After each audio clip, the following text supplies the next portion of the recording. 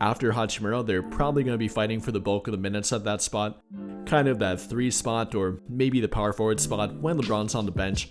But with LeBron playing roughly 33 to 35 minutes per game, they're going to be fighting for that 3 spot, with Hachimura spending 15 to 20 minutes per game on the bench, as compared to LeBron only spending 8 to maybe 15 per game at most on the bench compared to Hachimura. So with that in mind here, I think there will be a competition between them, fighting for that leftover playing time, fighting to prove who can fill the role the best on their team, who JJ Redick trusts the most and turns to more often, and simply who will get the bulk of the playing time and fill the bigger, more important role for their team. So we're going to talk about exactly that, what these two have to show and maybe improve from last season to get to that point, who can become more consistent for their team, what Redick is likely looking for from them, and with that individual role in particular, we're going to talk about that and try to break it all down here. And well, beginning with where I currently have them in their rotation and their current minute distribution, I think Jared Vanderbilt might be negatively affected by the addition of Marcus Smart. Two guys that aren't great 3-point shooters and therefore might not be able to share the court that much, especially now with a Jackson Hayes or DeAndre Ayton who also is a non-3-point shooter, that might negatively affect Jared Vanderbilt. So at this point, I currently do have Laravia getting more playing time, roughly between 18 to 22 minutes per game to start out with, compared to Vanderbilt being around 15 to 18 or maybe 15 to 20. Not a whole lot less, but I think to start out with, that might be what JJ Redick does go with. Laravia being a bit more versatile, being a bit better for a combination of lineups rather than Vanderbilt, who's a bit more limited. Really can't spend time on the court with 2 other non or below average 3-point shooters. So that may and likely will negatively affect him. And to get more playing time than that, he's kind of proved that it's not true. Which for himself will come down to 3-point shooting. Or I guess maybe if Marcus Smart can prove that he can be a better 3-point shooter than we think, better than his career average of under 34%, then maybe that could help Vanderbilt indirectly, but Vanderbilt's obviously got to help himself out here too.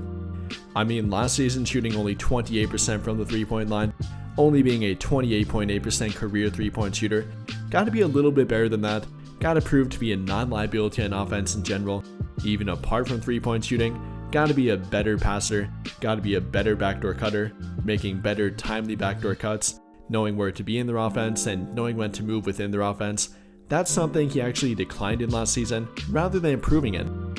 And well, maybe with another year under his belt within JJ Redick's offense and within their new system might help him, but he's gotta show it pretty quickly. If he does hope to win the battle between himself and Jake Laravia, getting more playing time than Laravia, it will come down to offense here for Jared Vanderbilt.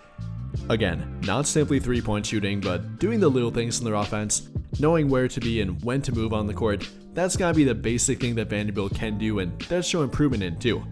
I don't really have a points per game projection for him, don't really have a barometer for him that I think he needs to hit.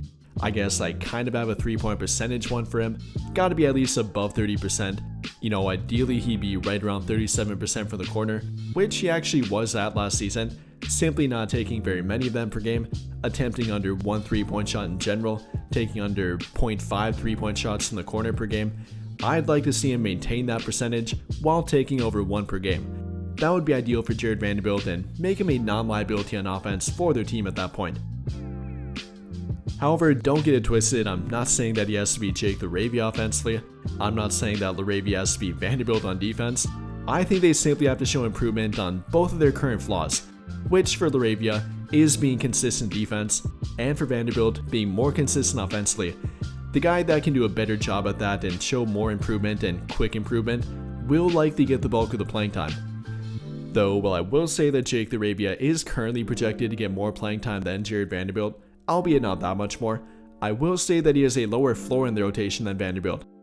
With Vanderbilt, they always know they can fall back on his defense, and not to mention very good rebounding ability too. No matter what, I don't see him getting less than 10 to 13 minutes per game in the rotation. Even if he doesn't improve offensively and doesn't show improvement at all in that regard, I think he'll still be in the rotation. But for Jake Laravia, I think he does have to show more improvement and does have a little bit more pressure on him. If he can't become more consistent defensively while maintaining or even getting better offensively, then there might be some room for regression with him and therefore in the rotation too. If he would regress back to a 34% 3-point shooter and a guy that's not very consistent defensively, then I probably don't see him getting more than 15 minutes per game at most in the rotation. I mean, it definitely is a real thing for him. Last season, yes, he was very efficient from the 3-point line, shooting a career-high 42.3%, though then again, that was the first time he shot above 35%. During his first and second year, shooting roughly around 34%. Yes, we have to factor in that he was hurt in both years and kind of in and out of the rotation, only playing 35 games in each of those seasons, but if he falls back to that and doesn't show what he did last season offensively, mainly in regard to 3-point shooting and off-ball play in general, then there definitely could be some regression with that. Also with the defense again, if he can't show the ability to defend and defend relatively well multiple positions, then I don't doubt if they turn to Jared Vanderbilt. Again, I definitely do think that Jake Laravia has the higher ceiling in the rotation, potentially being able to climb to as much as 25 to 28 minutes per game, maybe even if he's really lucky and shows a lot of improvement, while Hachimura shows some regression, potentially even climbing into their starting lineup and kind of taking that role away from Hachimura, though don't get me wrong, that would take a lot for him to do. I think he has a pretty high ceiling, higher than Jared Vanderbilt's, but he does have a lower floor than him too. But I think that'll pretty much do it for this one.